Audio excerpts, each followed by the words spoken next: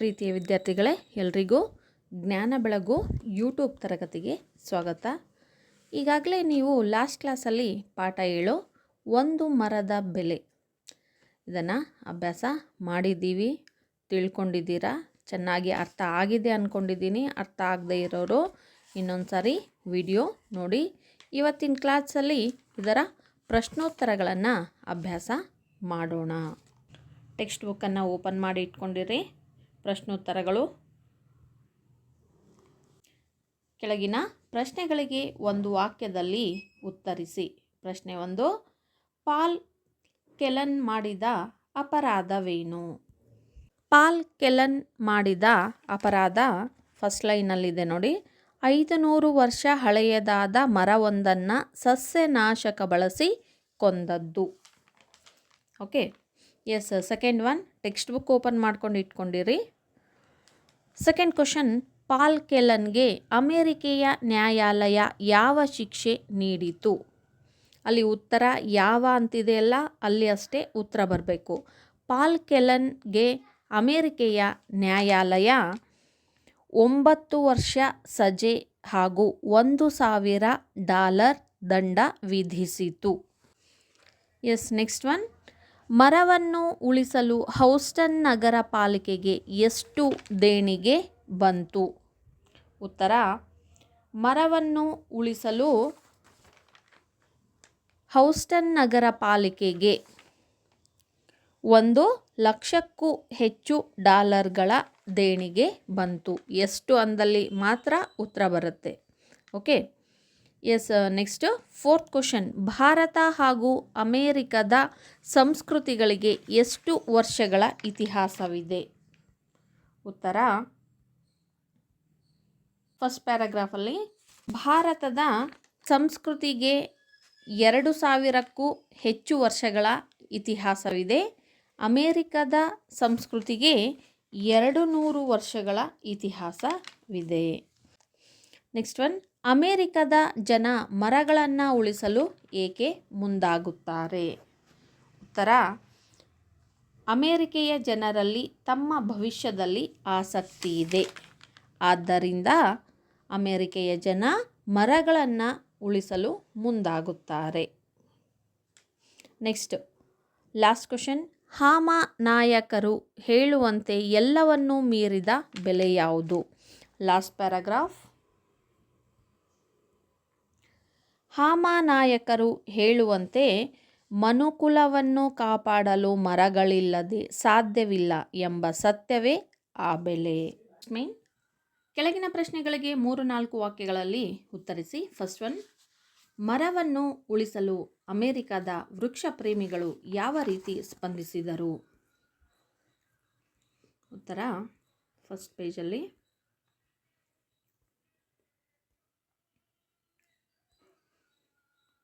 ನೋಡಿ, first paragraph ಲಾಸ್ಟಿಂದ third line. ಆ ಮರಕ್ಕೆ ಬೇಗನೆ ಪೂರ್ಣ ಆರೋಗ್ಯ ಲಭಿಸಲೆಂದು ಹಾರೈಸಿ ಸಾವಿರಾರು ಜನ ವೃಕ್ಷ ಪ್ರೇಮಿಗಳು ಮರದ ಬುಡದಲ್ಲಿ ಶುಭಾಶಯ ಪತ್ರಗಳನ್ನಿಡುತ್ತಿದ್ದಾರೆ. ಮರಕ್ಕೆ ದೀರ್ಘಾಯಸ್ಸು ಕೋರಿ ಪ್ರಾರ್ಥನೆ ಸಲ್ಲಿಸುತ್ತಿದ್ದಾರೆ.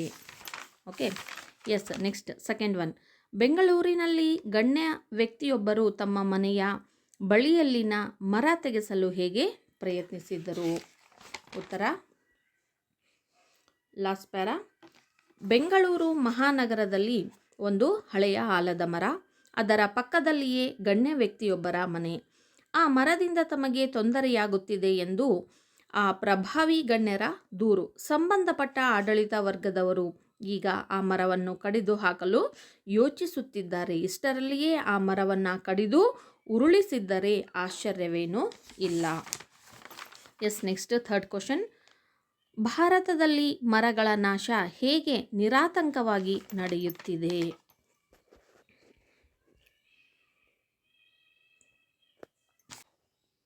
ಸೆಕೆಂಡ್ ಲೈನಲ್ಲಿದೆ ನೋಡಿ.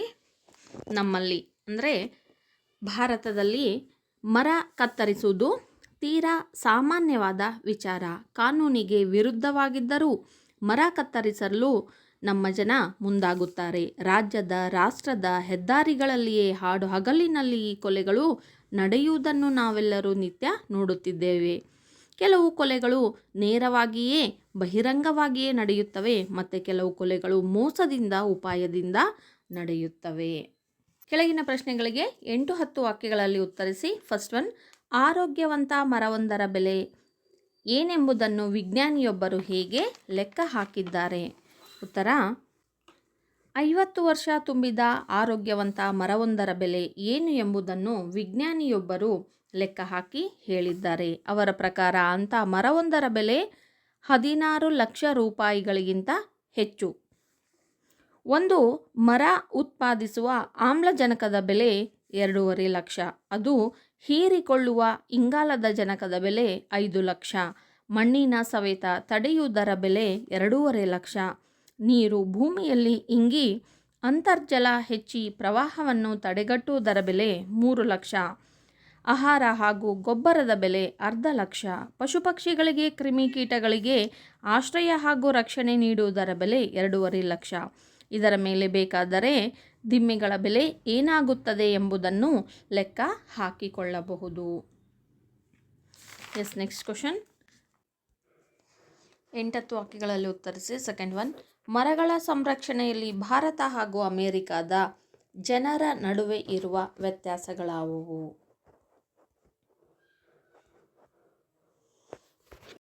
ಅಮೆರಿಕೆಯ ಪ್ರಜೆಯಾದ ಪಾಲ್ ಕೆಲೆನ್ 500 ವರ್ಷ ಹಳೆಯದಾದ ಮರವೊಂದಕ್ಕೆ ಸಸ್ಯನಾಶಕ ಬಳಸಿದ್ದ. ಈ ಕೃತ್ಯದಿಂದ ಆ ಹೆಮ್ಮರ ಅರ್ಧಕ್ಕೂ ಹೆಚ್ಚು ಭಾಗ ಸತ್ತು ಹೋಗಿತ್ತು. ನೋಡಿ, ಇದನ್ನೆಲ್ಲದನ್ನು ನೀವು ಪಾಸ್ಟ್ ಟೆನ್ಸಲ್ಲಿ ಬರಿಬೇಕು. ಹೋಗಿದೆ ಅಂತ ಕೊಟ್ಟಿದ್ದಾರಲ್ಲ, ಹೋಗಿತ್ತು, ಈ ಥರ ಪಾಸ್ಟ್ ಟೆನ್ಸಲ್ಲಿ ಬರಿಬೇಕು, ಭೂತಕಾಲದಲ್ಲಿ ಬರಿಬೇಕು. ಈ ಒಂದು ವರ್ಷದಲ್ಲಿ ಮರವನ್ನು ಉಳಿಸಲು ಅಗತ್ಯವಾದ ಕ್ರಮ ಕೈಗೊಳ್ಳುವ ಸಲುವಾಗಿ ಹೌಸ್ಟನ್ ನಗರ ಪಾಲಿಕೆಗೆ 1 ಲಕ್ಷಕ್ಕೂ ಹೆಚ್ಚು ಡಾಲರ್ಗಳ ದೇಣಿಗೆ ಬಂದಿತ್ತು. ಆ ಮರಕ್ಕೆ ಬೇಗನೆ ಪೂರ್ಣ ಆರೋಗ್ಯ ಲಭಿಸಲೆಂದು ಹಾರೈಸಿ ಸಾವಿರಾರು ಜನ ವೃಕ್ಷ ಪ್ರೇಮಿಗಳು ಮರದ ಬುಡದಲ್ಲಿ ಶುಭಾಶಯ ಪತ್ರಗಳನ್ನು ಇಡುತ್ತಿದ್ದರು. ಮರಕ್ಕೆ ದೀರ್ಘಾಯಸ್ಸು ಕೋರಿ ಪ್ರಾರ್ಥನೆ ಸಲ್ಲಿಸುತ್ತಿದ್ದರು. ಅಮೆರಿಕೆಯ ಜನರಲ್ಲಿ ತಮ್ಮ ಭವಿಷ್ಯದಲ್ಲಿ ಆಸಕ್ತಿ ಇದೆ. ನೆಕ್ಸ್ಟ್ ಪ್ಯಾರಾಗ್ರಾಫ್, ಭಾರತದ ಬೆಂಗಳೂರು ಮಹಾನಗರದಲ್ಲಿ ಒಂದು ಹಳೆಯ ಆಲದ ಮರ, ಅದರ ಪಕ್ಕದಲ್ಲಿಯೇ ಗಣ್ಯ ವ್ಯಕ್ತಿಯೊಬ್ಬರ ಮನೆ. ಈ ಮರದಿಂದ ತಮಗೆ ತೊಂದರೆಯಾಗುತ್ತಿದೆ ಎಂದು ಆ ಪ್ರಭಾವಿ ಗಣ್ಯರ ದೂರು. ಸಂಬಂಧಪಟ್ಟ ಆಡಳಿತ ವರ್ಗದವರು ಈಗ ಆ ಮರವನ್ನು ಕಡಿದು ಹಾಕಲು ಯೋಚಿಸುತ್ತಿದ್ದಾರೆ. ಇಷ್ಟರಲ್ಲಿಯೇ ಆ ಮರವನ್ನು ಕಡಿದು ಉರುಳಿಸಿದ್ದರೆ ಆಶ್ಚರ್ಯವೇನೂ ಇಲ್ಲ. ನೆಕ್ಸ್ಟ್ ಪ್ಯಾರಾಗ್ರಾಫಲ್ಲಿ, 200 ವರ್ಷ ಸಂಸ್ಕೃತಿಯ ಅಮೆರಿಕ ದೇಶದಲ್ಲಿ ಸಾಯುತ್ತಿರುವ ಮರವನ್ನು ಉಳಿಸುವ ಸಲುವಾಗಿ ಜನರು ಪ್ರಾರ್ಥನೆ ಮಾಡುತ್ತಾರೆ. ಮಾತ್ರವಲ್ಲ, ತಮ್ಮ ಕೈಲಾದುದನ್ನೆಲ್ಲ ಮಾಡುತ್ತಾರೆ. 2000 ವರ್ಷಗಳಿಗೂ ಮಿಕ್ಕ ಸಂಸ್ಕೃತಿ ಇರುವ ನಮ್ಮ ದೇಶದಲ್ಲಿ ಯಾರಿಗೋ ತೊಂದರೆಯಾಗುತ್ತಿದೆ ಎಂಬುದನ್ನು ಕೇಳಿ ಆ ತೊಂದರೆ ಯಾವ ಬಗೆಯದು ಎಂಬುದನ್ನು ತಿಳಿಯುವ ಗೊಡವೆಗೇ ಹೋಗದೆ ಅನೇಕ ಕಾಲ ಬದುಕಬಹುದಾದ ಮರವನ್ನು ಕತ್ತರಿಸಲು ಮುಂದಾಗುತ್ತಾರೆ. ನಮ್ಮ ದೇಶದಲ್ಲಿ ಮರ ಕತ್ತರಿಸುವುದು ತೀರಾ ಸಾಮಾನ್ಯವಾದ ವಿಚಾರ. ಕಾನೂನಿಗೆ ವಿರುದ್ಧವಾಗಿದ್ದರೂ ಮರ ಕತ್ತರಿಸಲು ನಮ್ಮ ಜನ ಮುಂದಾಗುತ್ತಾರೆ. ಅರ್ಥ ಆಯ್ತಲ್ಲ ವಿದ್ಯಾರ್ಥಿಗಳೇ? ಕನ್ಫ್ಯೂಸ್ ಮಾಡ್ಕೊಳ್ಳಿಕ್ಕೆ ಹೋಗಬೇಡಿ, ನಿಧಾನವಾಗಿ ನೋಡ್ಕೊಳ್ಳಿ. ಟೆಕ್ಸ್ಟ್ ಬುಕ್ ಮುಂದೆ ಇಟ್ಕೊಂಡು ಮಾರ್ಕ್ ಮಾಡಿಕೊಂಡು ಆಮೇಲೆ ಬರೀರಿ. ಇದು 3 ಪೇಜಲ್ಲೂ ಕೂಡ ಆನ್ಸರ್ ಇದೆ, 3 ಪ್ಯಾರಾಗ್ರಾಫಲ್ಲಿ ಬರೀಬೇಕು. ನೆಕ್ಸ್ಟ್ ಮೇನ್ ಸಂದರ್ಭದೊಡನೆ ವಿವರಿಸಿ. ಫಸ್ಟ್ ಒನ್, ಮರದ ಬುಡದಲ್ಲಿ ಶುಭಾಶಯ ಪತ್ರಗಳನ್ನಿಡುತ್ತಿದ್ದಾರೆ. ಈ ವಾಕ್ಯವನ್ನು ಹಾಮ ನಾಯಕ್ ಅವರು ಬರೆದಿರುವ ಒಂದು ಮರದ ಬೆಲೆ ಎಂಬ ಪಾಠದಿಂದ ಆರಿಸಿಕೊಳ್ಳಲಾಗಿದೆ. ಈ ಮಾತನ್ನು ಲೇಖಕರು ಓದುಗರಿಗೆ ಹೇಳಿದ್ದಾರೆ. ಸಂದರ್ಭ, ಅಮೆರಿಕೆಯ ಪ್ರಜೆಯಾದ ಪಾಲ್ ಕೆಲೆನ್ 500 ವರ್ಷ ಹಳೆಯದಾದ ಮರವೊಂದಕ್ಕೆ ಸಸ್ಯನಾಶಕವನ್ನು ಬಳಸಿದ್ದ. ಈ ಕೃತ್ಯದಿಂದ ಆ ಹೆಮ್ಮರ ಅರ್ಧಕ್ಕೂ ಹೆಚ್ಚು ಭಾಗ ಸತ್ತು ಹೋಗಿತ್ತು. ಆ ಮರಕ್ಕೆ ಬೇಗನೆ ಪೂರ್ಣ ಆರೋಗ್ಯ ಲಭಿಸಲೆಂದು ಹಾರೈಸಿ ಸಾವಿರಾರು ಜನ ವೃಕ್ಷ ಪ್ರೇಮಿಗಳು ಮರದ ಬುಡದಲ್ಲಿ ಶುಭಾಶಯ ಪತ್ರಗಳನ್ನಿಡುತ್ತಿದ್ದಾರೆ. ಮರಕ್ಕೆ ದೀರ್ಘಾಯಸ್ಸು ಕೋರಿ ಪ್ರಾರ್ಥನೆ ಸಲ್ಲಿಸುತ್ತಿದ್ದಾರೆ ಎಂದು ಅಮೆರಿಕೆಯ ಜನರಲ್ಲಿರುವ ಪರಿಸರ ಕಾಳಜಿಯನ್ನು ಕುರಿತು ಹೇಳುವ ಸಂದರ್ಭದಲ್ಲಿ ಈ ಮೇಲಿನ ವಾಕ್ಯ ಬಂದಿದೆ. ಸಂದರ್ಭ ಸೆಕೆಂಡ್ ಒನ್, ನಮ್ಮಲ್ಲಿ ಮರ ಕತ್ತರಿಸುವುದು ತೀರಾ ಸಾಮಾನ್ಯ ವಿಚಾರ. ಈ ವಾಕ್ಯವನ್ನು ಹಾಮಾನಾಯಕ್ ಅವರು ಬರೆದ ಒಂದು ಮರದ ಬೆಲೆ ಎಂಬ ಪಾಠದಿಂದ ಆರಿಸಿಕೊಳ್ಳಲಾಗಿದೆ. ಈ ಮಾತನ್ನು ಲೇಖಕರು ಓದುಗರಿಗೆ ಹೇಳಿದ್ದಾರೆ. ಸಂದರ್ಭ, ನಮ್ಮಲ್ಲಿ ಮರ ಕತ್ತರಿಸುವುದು ತೀರಾ ಸಾಮಾನ್ಯವಾದ ವಿಚಾರ. ಕಾನೂನಿಗೆ ವಿರುದ್ಧವಾಗಿದ್ದರೂ ಮರ ಕತ್ತರಿಸಲು ನಮ್ಮ ಜನ ಮುಂದಾಗುತ್ತಾರೆ. ರಾಜ್ಯದ ರಾಷ್ಟ್ರದ ಹೆದ್ದಾರಿಗಳಲ್ಲಿಯೇ ಹಾಡು ಹಗಲಿನಲ್ಲಿ ಈ ಕೊಲೆಗಳು ನಡೆಯುವುದನ್ನು ನಾವೆಲ್ಲರೂ ನಿತ್ಯ ನೋಡುತ್ತಿದ್ದೇವೆ. ಕೆಲವು ಕೊಲೆಗಳು ನೇರವಾಗಿಯೇ ಬಹಿರಂಗವಾಗಿಯೇ ನಡೆಯುತ್ತವೆ ಮತ್ತು ಕೆಲವು ಕೊಲೆಗಳು ಮೋಸದಿಂದ ಉಪಾಯದಿಂದ ನಡೆಯುತ್ತವೆ ಎಂದು ನಮ್ಮ ದೇಶದಲ್ಲಿ ಮರಗಳ ಕೊಲೆಯನ್ನು ಕುರಿತು ವಿವರಿಸುವ ಸಂದರ್ಭದಲ್ಲಿ ಈ ಮೇಲಿನ ವಾಕ್ಯ ಬಂದಿದೆ. ನೆಕ್ಸ್ಟ್ ಸಂದರ್ಭ ಮೂರನೇದು, ಮನುಕುಲವನ್ನು ಕಾಪಾಡಲು ಮರಗಳಿಲ್ಲದೆ ಸಾಧ್ಯವಿಲ್ಲ. ಈ ವಾಕ್ಯವನ್ನು ಹಾಮಾನಾಯಕ್ ಅವರು ಬರೆದಿರುವ ಒಂದು ಮರದ ಬೆಲೆ ಎಂಬ ಪಾಠದಿಂದ ಆರಿಸಿಕೊಳ್ಳಲಾಗಿದೆ. ಈ ಮಾತನ್ನು ಲೇಖಕರು ಓದುಗರಿಗೆ ಹೇಳುತ್ತಾರೆ. ಸಂದರ್ಭ, 50 ವರ್ಷ ತುಂಬಿದ ಆರೋಗ್ಯವಂತ ಮರ ಉತ್ಪಾದಿಸುವ ಆಮ್ಲಜನಕ, ಹೀರಿಕೊಳ್ಳುವ ಇಂಗಾಲದ ಜನಕ, ಮಣ್ಣಿನ ಸವೆತ ತಡೆಗಟ್ಟುವುದು, ಅಂತರ್ಜಲ ಹೆಚ್ಚಿಸುವುದು, ಪ್ರವಾಹವನ್ನು ತಡೆಗಟ್ಟುವುದು ಎಲ್ಲವೂ ಸೇರಿ 14 ಲಕ್ಷಕ್ಕಿಂತಲೂ ಹೆಚ್ಚು ಎಂದು ಒಬ್ಬ ವಿಜ್ಞಾನಿ ಲೆಕ್ಕ ಹಾಕಿದ್ದಾರೆ. ಆದರೆ ಇವೆಲ್ಲವನ್ನೂ ಮೀರಿದ ಬೆಲೆಯೊಂದಿದೆ. ಅದುವೇ ಮನುಕುಲವನ್ನು ಕಾಪಾಡಲು ಮರಗಳಿಲ್ಲದೆ ಸಾಧ್ಯವಿಲ್ಲ ಎಂಬ ಸತ್ಯವೇ ಆ ಬೆಲೆ ಎಂದು ಮರಗಳ ಮೌಲ್ಯ ಮತ್ತು ಮಹತ್ವವನ್ನು ಕುರಿತು ಹೇಳುವ ಸಂದರ್ಭದಲ್ಲಿ ಈ ಮೇಲಿನ ವಾಕ್ಯ ಬಂದಿದೆ. ನೋಡಿ, ಈ ಕ್ವಶನ್ ಆನ್ಸರ್ಸಲ್ಲಿ ಅವೇ ಸೇಮ್ ಆನ್ಸರ್ಸೇ ರಿಪೀಟ್ ಆಗ್ತಾ ಇದ್ದವು. ನೆಕ್ಸ್ಟ್ ಮೇನ್ ಭಾಷಾಭ್ಯಾಸ. ಕೆಳಗಿನ ಪದಗಳಿಗೆ ಸಮಾನಾರ್ಥಕಗಳನ್ನು ಬರೆಯಿರಿ. ಮರ ಅಂದರೆ ವೃಕ್ಷ, ಗಿಡ, ತರು. ಭೂಮಿ ಅಂದರೆ ಇಳೆ, ಧರೆ, ಧರಣಿ. ದೇಣಿಗೆ ಅಂದರೆ ಚಂದ, ದಾನ. ಸಜೆ ಅಂದರೆ ಶಿಕ್ಷೆ, ದಂಡನೆ.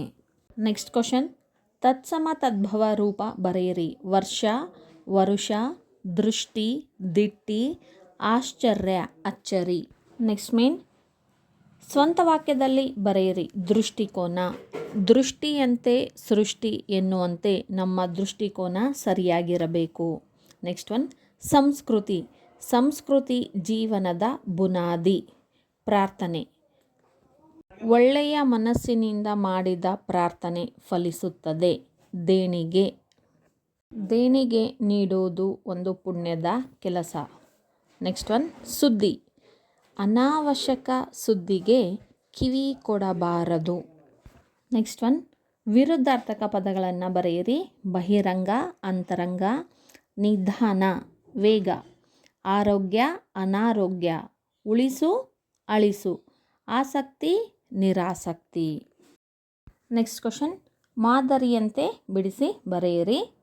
ಮಾದರಿ ದೀರ್ಘಾಯಸ್ಸು, ದೀರ್ಘ ಪ್ಲಸ್ ಆಯಸ್ಸು. ಫಸ್ಟ್ ಒನ್, ಪತ್ರಗಳನ್ನಿಡು. ಪತ್ರಗಳನ್ನು ಪ್ಲಸ್ ಇಡು. ಸಾವಿರಾರು. ಸಾವಿರ ಪ್ಲಸ್ 6. ಥರ್ಡ್ ಒನ್, ಶುಭಾಶಯ. ಶುಭ ಪ್ಲಸ್ ಆಶಯ. ಫೋರ್ತ್ ಒನ್, ಮರ ಒಂದು. ಮರ ಪ್ಲಸ್ 1. Fifth one, ವಿಜ್ಞಾನಿಯೊಬ್ಬ. ವಿಜ್ಞಾನಿ ಪ್ಲಸ್ ಒಬ್ಬ. ವಿದ್ಯಾರ್ಥಿಗಳೇ, ಎಲ್ಲರಿಗೂ ಅರ್ಥ ಆಗುವಂತಹ ರೀತಿಯಲ್ಲಿ ನಿಧಾನವಾಗಿ ಕ್ಲಿಯರಾಗಿ ಎಲ್ಲ ಪ್ರಶ್ನೋತ್ತರಗಳಿಗೆ ಆನ್ಸರ್ ಮಾಡಿದ್ದೀನಿ. ನೀವು ನಿಧಾನವಾಗಿ ನೋಟ್ಸ್ ಮಾಡ್ಕೊಳ್ಳಿ. ಯಾವುದೇ ಡೈಜೆಸ್ಟ್ ಗೈಡನ್ನು ಫಾಲೋ ಮಾಡಬೇಡಿ. ಟೆಕ್ಸ್ಟ್ ಬುಕ್ಕಲ್ಲಿ ಇರ್ತಕ್ಕಂಥದ್ದನ್ನು ನೀಟಾಗಿ ನಾನು ಹೇಳಿದ್ದೀನಿ ನಿಮಗೆ. ಇದರ ಜೊತೆಗೆ ಈ ಪಾಠದ ಕೊನೆಯಲ್ಲಿರ್ತಕ್ಕಂಥ ಸೈದ್ಧಾಂತಿಕ ವ್ಯಾಕರಣವನ್ನು ಕೂಡ ಹೇಳ್ತಾ ಇದ್ದೀನಿ. ಅದನ್ನು ಗಮನ ಕೊಟ್ಟು ಕೇಳಿ. ನೋಡಿ, ನಿಮಗೆ ವ್ಯಾಕರಣದಲ್ಲಿ ಲಿಂಗವನ್ನು ಬದಲಿಸಿ ಬರೆಯಿರಿ ಅಂತ ಪ್ರಶ್ನೆ ಬರುತ್ತೆ. ಸೊ ಹಾಗಾಗಿ ನೀವು ಲಿಂಗಗಳು ಎಷ್ಟು, ಅದರ ಪ್ರಕಾರಗಳು ಯಾವುದು ಅನ್ನೋದನ್ನು ತಿಳ್ಕೊಳ್ಳೋದು ಬಹಳ ಮುಖ್ಯ ಆಗುತ್ತೆ. ಪ್ರಪಂಚದಲ್ಲಿ ಮನುಷ್ಯರನ್ನು ಹೊರತುಪಡಿಸಿ, ಮನುಷ್ಯರು ಅಷ್ಟೇ ಅಲ್ಲದೇ ಎಲ್ಲ ಜೀವಿಗಳಲ್ಲೂ ಕೂಡ ಭೇದ, ಲಿಂಗ ಭೇದ ಇದೆ. ಗಂಡು ಹೆಣ್ಣು ಎನ್ನುವಂಥದ್ದು. ಆದರೆ ಮನುಷ್ಯರಲ್ಲಿ ಗಂಡು ಹೆಣ್ಣು ಎನ್ನುವಂತಹ ಭೇದವನ್ನು ಬೇಗ ಕಂಡುಹಿಡಿಬೋದು. ಹೌದಾ, ಸ್ಪಷ್ಟವಾಗಿರುತ್ತೆ. ಆದರೆ ಮನುಷ್ಯನನ್ನು ಹೊರತುಪಡಿಸಿ ಇತರ ಜೀವಿಗಳಲ್ಲಿ, ಉದಾಹರಣೆಗೆ ಪ್ರಾಣಿಗಳಲ್ಲಿ, ಮರ ಗಿಡಗಳಲ್ಲಿ ಗಂಡು ಹೆಣ್ಣು ಎನ್ನುವಂತಹ ಭೇದವನ್ನು ಬೇಗ ಕಂಡುಹಿಡಿಯೋದಕ್ಕೆ ಆಗಲ್ಲ. ಯಾಕೆ? ಅದು ಸ್ಪಷ್ಟವಾಗಿರೋಲ್ಲ. ಹಾಗಾಗಿ ಮಾನವ ಸಂಬಂಧಿಯಾಗಿದ್ದರೆ ಅಥವಾ ಮನುಷ್ಯ ಆಗಿದ್ದರೆ ಗಂಡು ಹೆಣ್ಣು ಅಂತ ನಿರ್ಣಯಿಸೋದಕ್ಕೆ ಬರುತ್ತೆ. ಮನುಷ್ಯನ ಬಿಟ್ಟು ಬೇರೆ ಜೀವಿ ಆಗಿದ್ದರೆ ಅದೇನು ಹೆಣ್ಣು ಅಲ್ಲ ಗಂಡು ಅಲ್ಲ ಎನ್ನುವಂತಹ ನಿರ್ಣಯಕ್ಕೆ ಬರಲಾಗುತ್ತೆ. ಈ ವಿಚಾರದ ಮೇಲೆ ಕನ್ನಡ ಭಾಷೆಯಲ್ಲಿ 3 ಲಿಂಗಗಳನ್ನು ಮಾಡಲಾಗಿದೆ. ಅವುಗಳ ಪುಲ್ಲಿಂಗ, ಸ್ತ್ರೀಲಿಂಗ ಮತ್ತು ನಪುಂಸಕಲಿಂಗ ಅಂತ. ಪುಲ್ಲಿಂಗ ಅಂದರೆ ಏನು? ಯಾವ ಒಂದು ಶಬ್ದವನ್ನು ನಾವು ಉಪಯೋಗ ಮಾಡಿದಾಗ ಗಂಡಸು ಎನ್ನುವಂತಹ ಭಾವನೆ ನಮಗೆ ಬರುತ್ತಲ್ಲ, ನಮ್ಮ ಮನಸ್ಸಿಗೆ ಬರುತ್ತಲ್ಲ, ಅದನ್ನು ನಾವೇನಂತ ಕರಿತೀವಿ? ನಾವು ಪುಲ್ಲಿಂಗ ಅಂತ ಕರಿತೀವಿ. ಉದಾಹರಣೆ, ಶಂಕರ ಅಂದ ತಕ್ಷಣವೇ ನಮ್ಮ ಮನಸ್ಸಿಗೆ ಏನು? ಗಂಡಸು ಎನ್ನುವಂತಹ ಆ ಶಂಕರ ಎನ್ನುವಂಥ ಪದವನ್ನು ಕೇಳಿದ ತಕ್ಷಣವೇ, ಪ್ರಯೋಗ ಮಾಡಿದ ತಕ್ಷಣವೇ ನಮಗೆ ಏನು ಭಾವನೆ ಬರುತ್ತೆ? ಗಂಡಸು ಎನ್ನುವಂತಹ ಭಾವನೆ ಬರುತ್ತೆ. ಗೌರಿ ಅಂದ ತಕ್ಷಣವೇ ಹೆಂಗಸು ಎನ್ನುವಂತಹ ಭಾವನೆ ಬರುತ್ತೆ. ಮರ ಅಂದರೆ ಗಂಡಸು ಅಂತ ಬರುತ್ತಾ ಹೆಂಗಸು ಅಂತ ಬರುತ್ತಾ? ಯಾವುದೂ ಬರಲ್ಲ. ಹೌದಾ, ಅಲ್ಲಿ ಸ್ಪಷ್ಟ ಇರೋದಿಲ್ಲ. ಹಾಗಾಗಿ ಅದನ್ನೇನಂತ ಕರೀಲಾಗುತ್ತೆ? ನಪುಂಸಕಲಿಂಗ ಅಂತ ಕರೀಲಾಗುತ್ತೆ. ಹೌದಾ, ನೋಡಿ ಇಲ್ಲಿ ಯಾವ ಶಬ್ದ ಪ್ರಯೋಗ ಮಾಡಿದಾಗ ಗಂಡಸು ಎನ್ನುವಂತಹ ಭಾವನೆ ನಮ್ಮ ಮನಸ್ಸಿಗೆ ಬಂದರೆ ಅದನ್ನು ಪುಲ್ಲಿಂಗ ಅಂತ ಕರೀಲಾಗುತ್ತೆ. ಉದಾಹರಣೆಗೆ ಮುದುಕ, ಶಂಕರ, ಅವನು, ಚಿಕ್ಕಪ್ಪ, ತಂದೆ, ಅಣ್ಣ, ಮಾವ, ಸಚಿವ, ಕವಿ, ಜಾಣ, ಶಕ್ತಿವಂತ, ಗಟ್ಟಿಗ ಇವೆಲ್ಲವುಗಳೇನು ಪುಲ್ಲಿಂಗಕ್ಕೆ ಉದಾಹರಣೆಗಳು. ಸ್ತ್ರೀಲಿಂಗ ಅದೇ ರೀತಿಯಾಗಿ ಒಂದು ಶಬ್ದವನ್ನು ಪ್ರಯೋಗ ಮಾಡಿದಾಗ, ಒಂದು ಶಬ್ದವನ್ನು ಉಪಯೋಗ ಮಾಡಿದಾಗ ನಮಗೆ ಹೆಂಗಸು, ಹೆಣ್ಣು ಮಗಳು ಎನ್ನುವಂತಹ ಭಾವನೆ ನಮ್ಮ ಮನಸ್ಸಿಗೆ ಬರಬೇಕು. ಅದನ್ನು ಏನಂತ ಕರಿತೀವಿ? ನಾವು ಸ್ತ್ರೀಲಿಂಗ ಅಂತ ಕರಿತೀವಿ. ಉದಾಹರಣೆಗೆ ಅಮ್ಮ ಅಂದ ತಕ್ಷಣವೇ ಏನು? ಹೆಣ್ಣು ಮಗಳು, ಹೆಂಗಸು ಎನ್ನುವಂತಹ ಭಾವನೆ ಬರುತ್ತೆ. ಅಪ್ಪ ಅಂದ ತಕ್ಷಣ ಏನು? ಗಂಡಸು ಎನ್ನುವಂತಹ ಭಾವನೆ ಬರುತ್ತೆ. ಸೊ ಹಾಗಾಗಿ ನಾವು ಒಂದು ಶಬ್ದವನ್ನು ಪ್ರಯೋಗ ಮಾಡಿದಾಗ ಯಾವ ಭಾವನೆ ನಮ್ಮಲ್ಲಿ ಬರುತ್ತೆ ಅನ್ನೋದು ಮುಖ್ಯ. ಇಲ್ಲಿ ಹೆಂಗಸು ಎನ್ನುವಂತಹ ಭಾವನೆ ಬಂದರೆ ಅದನ್ನು ಏನಂತ ಕರೀಲಾಗುತ್ತೆ? ಸ್ತ್ರೀಲಿಂಗ. ಉದಾಹರಣೆಗೆ ಅಕ್ಕ, ರಾಣಿ, ಚಲುವೆ, ಒಳ್ಳೆಯವಳು, ಸ್ನೇಹಿತೆ, ಮಗಳು, ತಂಗಿ, ಗೆಳತಿ, ಸಚಿವೆ, ಬಾಲಕಿ, ಶಿಕ್ಷಕಿ. ಹೌದಾ, ಇವೆಲ್ಲವುಗಳನ್ನು ಕೇಳಿದ ತಕ್ಷಣ ಏನು? ನಮಗೆ ಹೆಣ್ಣು ಮಗಳು, ಹೆಂಗಸು ಎನ್ನುವಂತಹ ಭಾವನೆ ಬರುತ್ತೆ. ಹಾಗಾಗಿ ಇದನ್ನು ಏನಂತ ಕರೀಲಾಗುತ್ತೆ? ಸ್ತ್ರೀಲಿಂಗ ಅಂತ ಕರೀಲಾಗುತ್ತೆ. Third one, ನಪುಂಸಕಲಿಂಗ. ಒಂದು ಶಬ್ದವನ್ನು ಪ್ರಯೋಗ ಮಾಡಿದಾಗ, ಒಂದು ಶಬ್ದವನ್ನು ಬಳಕೆ ಅಥವಾ ಉಪಯೋಗ ಮಾಡಿದಾಗ ನಮಗೆ ಗಂಡಸು ಎನ್ನುವಂತಹ ಭಾವನೆಯೂ ಬರಲ್ಲ, ಹೆಂಗಸು ಎನ್ನುವಂತಹ ಭಾವನೆಯೂ ಕೂಡ ಬರಲ್ಲ. ಅದನ್ನೇ ಏನಂತ ಕರಿತೀವಿ? ನಾವು ನಪುಂಸಕಲಿಂಗ ಅಂತ ಕರಿತೀವಿ. ಉದಾಹರಣೆಗೆ ಹೇಳಬೇಕಂದ್ರೆ ಹಣ್ಣು ಅಂದ ತಕ್ಷಣವೇ ಇಲ್ಲಿ ಹೆಂಗಸು ಅಂತ ಬರುತ್ತಾ ಗಂಡಸು ಅಂತ ಬರುತ್ತಾ? ಮರ ಅಂದ ತಕ್ಷಣವೇ ಯಾವ್ದು ಬರುತ್ತೆ? ಹೆಂಗಸು ಬರುತ್ತಾ ಗಂಡಸು ಬರುತ್ತಾ? ಮಂಗ. ಅದರಲ್ಲಿ ಏನು ಬರುತ್ತೆ? ಕಲ್ಲು, ಮಣ್ಣು, ನದಿ, ಪುಸ್ತಕ, ಆಕಾಶ, ಕತ್ತೆ, ಕುದುರೆ, ಜನ, ಮಗು, ಹೂವು, ಕಾಯಿ, ಮರ ಇವೆಲ್ಲವಕ್ಕೆ ಏನು ಭಾವನೆ ಬರುತ್ತೆ? ಯಾವುದಾದ್ರೂ ಭಾವನೆ ಮೂಡುತ್ತಾ? ಇಲ್ಲ. ಯಾಕೆ? ಅಲ್ಲಿ ನಿರ್ಣಯ ಮಾಡೋದಕ್ಕೆ ಆಗಲ್ಲ. ಹಾಗಾಗಿ ಇದನ್ನು ಏನಂತ ಕರೀಲಾಗುತ್ತೆ? ನಪುಂಸಕಲಿಂಗ ಅಂತ ಕರೀಲಾಗುತ್ತೆ. ನೋಡಿ, ಇಲ್ಲಿ ಯಾವ ಆಧಾರದ ಮೇಲೆ ಲಿಂಗವನ್ನು ನಿರ್ಧರಿಸಲಾಗುತ್ತೆ ಅಂದರೆ ಬುದ್ಧಿ ವಿಕಾಸವನ್ನು, ಬುದ್ಧಿ ಬೆಳವಣಿಗೆ, ತಿಳುವಳಿಕೆಯನ್ನು ಆಧಾರವಾಗಿ ಮುಖ್ಯವಾಗಿ ಇಟ್ಕೊಂಡು ಇಲ್ಲಿ ಲಿಂಗವನ್ನು ನಿರ್ಧರಿಸಲಾಗುತ್ತೆ. ನೋಡಿ, ನಿಮಗೆ ನಿಮ್ಮ ತಲೆಯಲ್ಲಿ ಬರ್ಬೋದು ಹೆಣ್ಮಗು, ಎಮ್ಮೆ, ಆಕಳು, ಹಸು, ಹೆಣ್ಣಾನೆ ಇವನ್ನ ಸ್ತ್ರೀಲಿಂಗ ಅಂತ ಕರಿಬಹುದಲ್ಲ ಅಂತ. ಅದೇ ರೀತಿಯಾಗಿ ಎತ್ತು, ಕೋಣ, ಗಂಡು ಮಗು, ಗಂಡು ನಾಯಿ ಇವುಗಳನ್ನು ಪುಲ್ಲಿಂಗ ಅಂತ ಕರಿಬಹುದಲ್ಲ ಎನ್ನುವಂತಹ ಡೌಟು ನಿಮ್ಮ ತಲೆಯಲ್ಲಿ ಬರ್ಬೋದು. ಇಲ್ಲ, ಆ ರೀತಿಯಾಗಿ ಕರೆಯೋದಕ್ಕೆ ಬರಲ್ಲ. ಯಾಕಂದರೆ ಇವುಗಳಲ್ಲಿ, ಪ್ರಾಣಿಗಳಲ್ಲಿ ಮತ್ತು ಸಣ್ಣ ಮಕ್ಕಳಲ್ಲಿ ಬುದ್ಧಿ ವಿಕಾಸ ಆಗಿರೋದಿಲ್ಲ, ಬುದ್ಧಿ ಬೆಳವಣಿಗೆ ಆಗಿರೋದಿಲ್ಲ, ತಿಳುವಳಿಕೆ ಇರೋದಿಲ್ಲ. ಸೊ ಹಾಗಾಗಿ ಇವುಗಳನ್ನು ಏನಂತ ಕರೀಲಾಗುತ್ತೆ? ನಪುಂಸಕ ಲಿಂಗ ಅಂತಲೇ ಕರೀಲಾಗುತ್ತೆ. ಆಕಳಾಗಲಿ, ಎತ್ತಾಗಲಿ, ಎಮ್ಮೆ, ಕೋಣ, ಹೆಣ್ಮಗು, ಗಂಡ್ಮಗು ಏನೇ ಇರಲಿ, ಇವುಗಳನ್ನು ಅಲ್ಲಿ ಬುದ್ಧಿ ವಿಕಾಸ ಆಗಿರೋದಿಲ್ಲ. ಈ ಬುದ್ಧಿ ವಿಕಾಸದ ಆಧಾರದ ಮೇಲೇ ಲಿಂಗವನ್ನು ನಿರ್ಧರಿಸಲಾಗುತ್ತೆ. ಸೊ ಹಾಗಾಗಿ ಇವುಗಳೆಲ್ಲವುಗಳು ನಪುಂಸಕ ಲಿಂಗಗಳು. ಅರ್ಥ ಆಯ್ತಲ್ಲ ವಿದ್ಯಾರ್ಥಿಗಳೇ? ಹಾಗಿದ್ದರೆ ಒಂದು ಲೈಕ್ ಮಾಡಿ, ನಿಮ್ಮ ಫ್ರೆಂಡ್ಸ್ಗೂ ಕೂಡ ಶೇರ್ ಮಾಡಿ, ಸಬ್ಸ್ಕ್ರೈಬ್ ಮಾಡಿದರೆ ನೆಕ್ಸ್ಟ್ ನಾನು ಮಾಡುವಂಥ ಹೊಸ ವಿಡಿಯೋಗಳ ನೋಟಿಫಿಕೇಷನ್ ನಿಮಗೆ ಬರುತ್ತೆ. ಹಾಗೆ ಏನಾದರೂ ಡೌಟ್ಸ್ ಇದ್ದರೆ ಕಮೆಂಟ್ ಮಾಡಿ. ನಿಮ್ಮ ಎಲ್ಲ ಪಾಠ ಪದ್ಯಗಳಿಗಾಗಿ ಜ್ಞಾನ ಬೆಳಗು ಯೂಟ್ಯೂಬ್ ಚಾನಲನ್ನು ಫಾಲೋ ಮಾಡಿ. Thank you.